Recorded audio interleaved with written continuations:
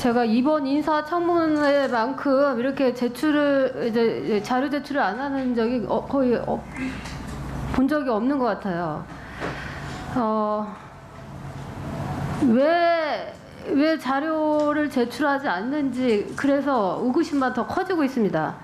한동훈 후보자 검사 근무 당시에 연도별 무죄 평정 기록 내달라. 얼마나 기획수사, 인지수사를 얼마나 잘하셨는지 보겠다. 안 줍니다.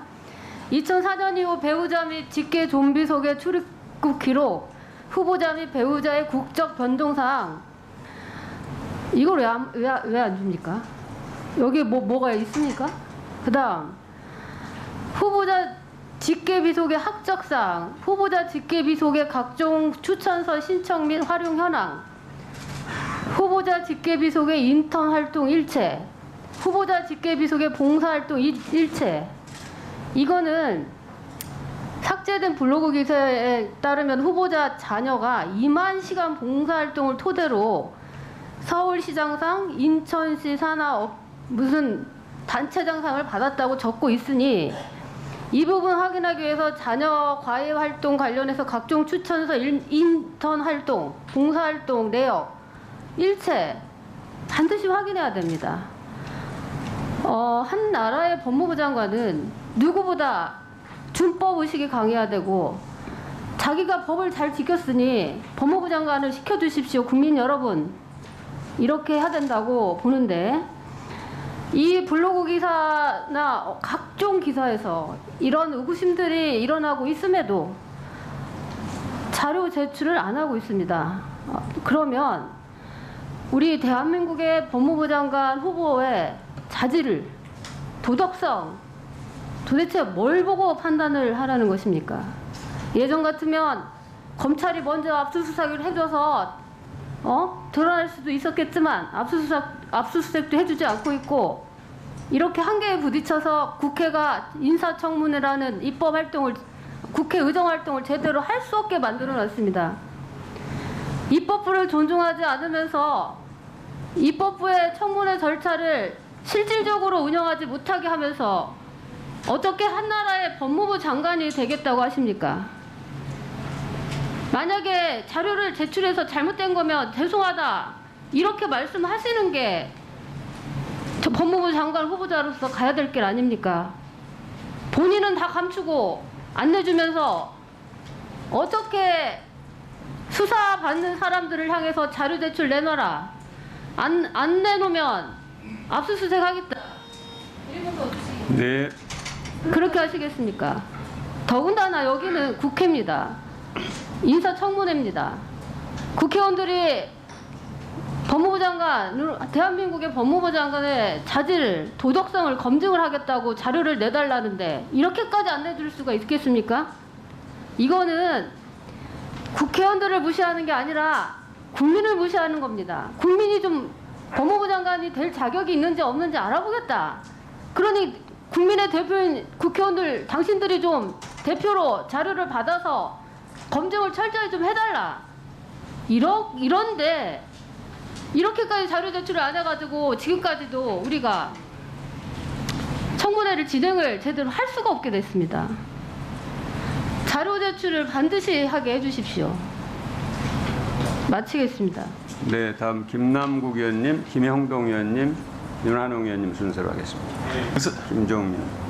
네, 의사진행 발언과 자료 제출 요구 같이 하겠습니다. 고위공직자에 대해서 그 어느 때보다 높은 도덕성의 요구가 되고 있습니다.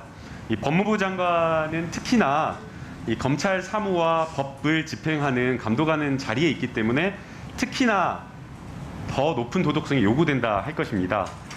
그래서 고위공직자인 법무부 장관의 말은 정책의 신뢰, 더 나아가서 정부에 대한 신뢰로 이어지기 때문에 이 법무부 장관, 고위공직자의 거짓말이라고 하는 것은 굉장히 도덕적으로 중요한 문제라고 할 수 있을 겁니다. 만약 거짓말을 했다, 거짓 해명을 했다라고 한다면 그것은 도덕적인 어떤 중대한 하자라고 봐야 될 겁니다. 더 나아가서 그러한 거짓 해명이나 거짓말이 알고서 한 거짓말이다라고 한다면 저는 심각한 문제가 있다라고 생각이 듭니다. 최근에 그 언론에서 한동훈 후보자 자녀 논문에 대한 문제 의혹 제기가 있었습니다. 논문 개수, 그다음에 전자책 개수, 이 발간한 개수만 보더라도 고등학교 1학년 학생이 의학, 과학, 경제까지 통할하면서 이러한 논문을 작성했을 수 없다라는 것이 상식입니다.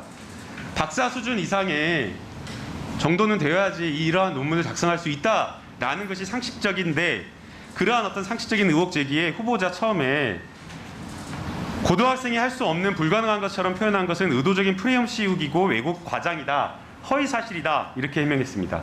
그리고 외부 조력도 받지 않았다라고 이렇게 해명을 했습니다. 그런데 어제 나온 해명, 그냥 첨삭하고 조언을 해준 정도가 아니라 케냐에 사는 아예 대필 작가가 내가 했다라는 정황이 나왔습니다.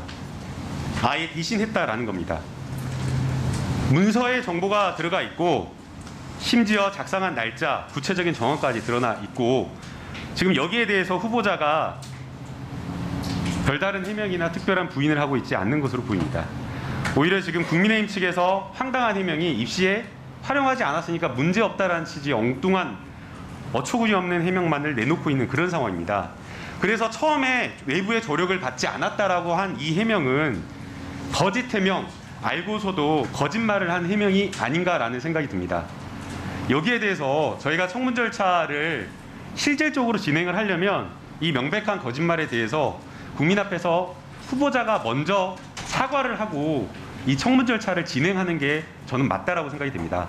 앞서 후보자도 국민 앞에서 청문 절차를 들어봐 주십시오. 조용하십시오. 1분 더 해주세요. 자, 잠시만. 그 후보자도 지금 인사청문회 하시기 전에 국민 앞에 선서를 해서 거짓없이 사실만을 말하겠다고 선서를 했습니다. 그런데 지금 이미 이 해명하는 과정에서 거짓 해명을 한 의혹이 드러났기 때문에 여기에 대해서 분명하게 명백하게 국민 앞에 사과를 하는 게 필요하다고 생각이 됩니다. 의혹 제기를 한 부분에 대해서 오히려 한 문장 틀렸다고 기자들 고소하고 이렇게 했는데, 틀린 부분에 대해서 본인은 사과하지 않고 넘어간다라고 한다면 제대로 된 청문 진행할 수 없다라고 생각이 됩니다. 아울러서 후보자는 검찰의 재직 중에 조국 전 장관 봉사활동 몇 시간 부족하다라고 하면서 기소를 한 사실이 있습니다. 수사하고 압수수색하면서. 그런데 후보자 자녀의 단체가 2만 시간 이상의 봉사활동 한 것에 대해서 검증을 하겠다라고 하면서 자료 제출 요구했는데 제출하고 있지 않습니다.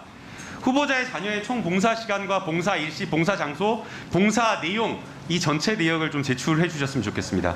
아울러서 후보자 자녀가 대표로 있는 POT 단체에 기부를 받고 한 내역 일체, 이 부분도 함께 제출해 주시기 바라고, 후보자가 2020년 기부하는 곳 기부 금액까지 제출해 주시기 바랍니다. 네.